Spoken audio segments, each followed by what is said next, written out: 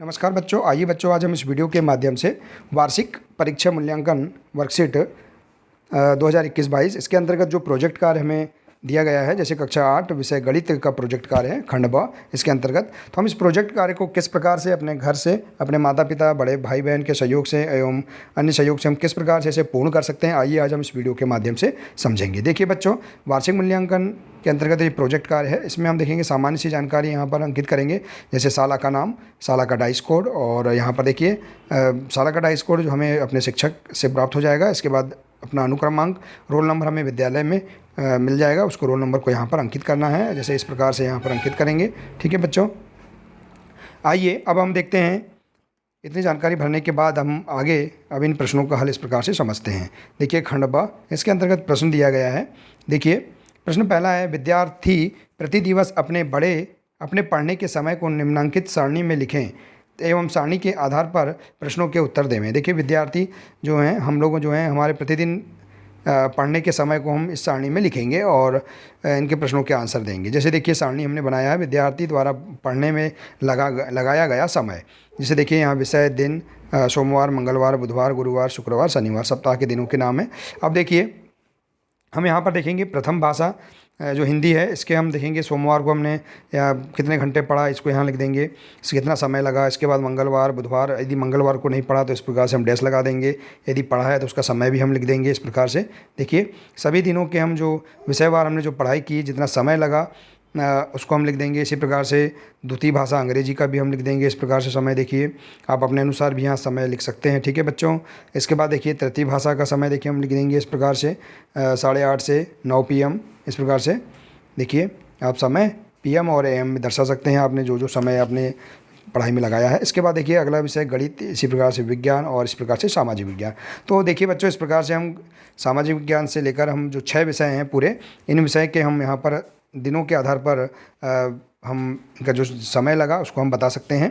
ठीक है, आप अपने अनुसार भी यहाँ पर समय लिख सकते हैं, अपने पढ़ाई का जो समय है उसको आप यहाँ दर्शा सकते हैं और इस सारणी को पूर्ण कर सकते हैं। यह सारणी हमने उदाहरण स्वरूप बताया है, समझने के उद्देश्य से आप इसे समझकर भर सकते हैं। आइए इसी प्रकार से देखिए इनके अंतर्गत अब सारणी को भरने के बाद यहाँ पर जो प्रश्न दिए गए हैं, इन प्रश्नों के आंसर हम इस प्रकार से आसानी से दे सकते हैं।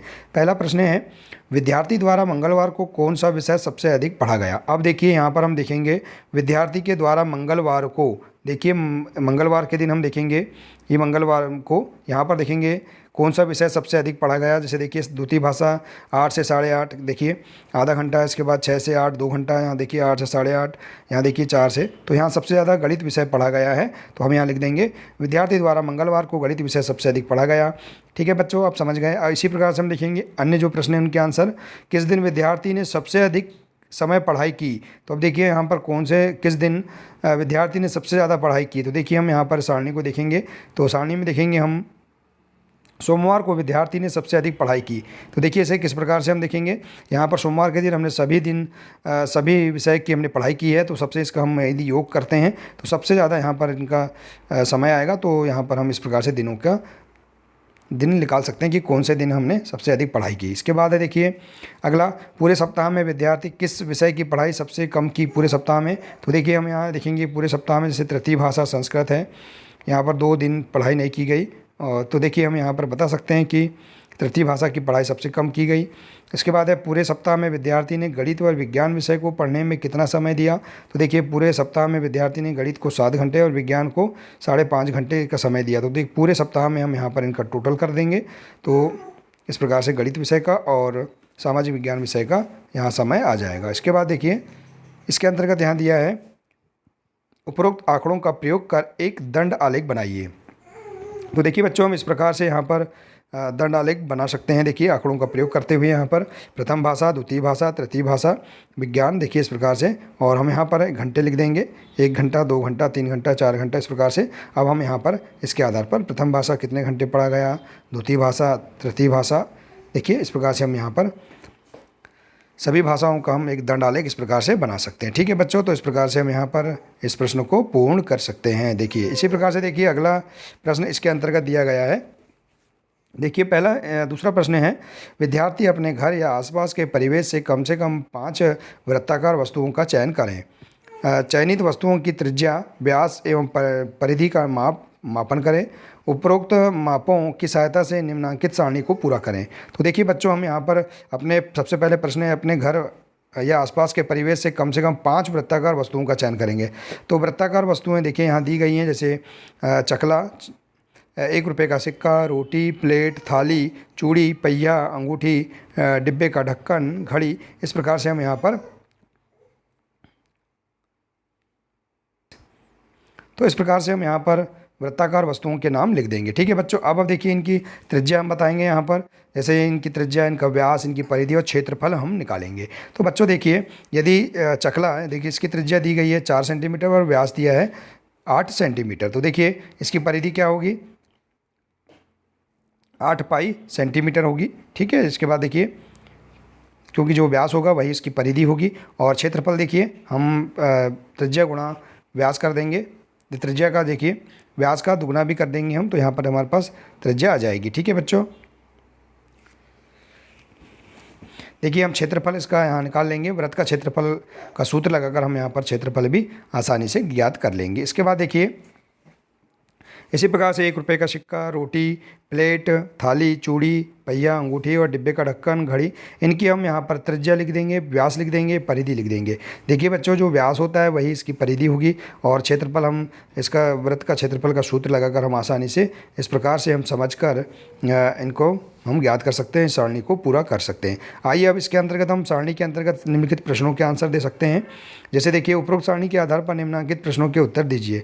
प्लेट एवं थाली की परिधियों का अंतर ज्ञात कीजिए। तो प्लेट और थाली की हमने जो परिधि बताई है, यहाँ पर प्लेट और थाली की परिधि देखिए 10 सेंटीमीटर और थाली की परिधि 16 सेंटीमीटर, इनका अंतर हम निकाल लेंगे। तो अंतर आ जाएगा हमारे पास 10, 16 में से 6 घटाएंगे तो 10 घटाएंगे तो 6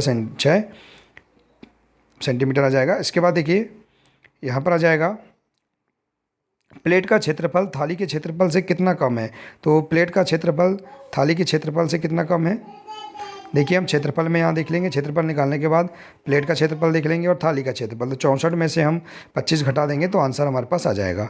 इसके बाद है 7 रोटियों की कुल परिधि कितनी है। तो कुल परिधि 7 की हम 7 में परिधि का गुणा कर देंगे। देखिए जो परिधि है उसे गुणा कर देंगे 7 का, तो हमारे पास आंसर आ जाएगा इस प्रकार से 14 सत्ते 98।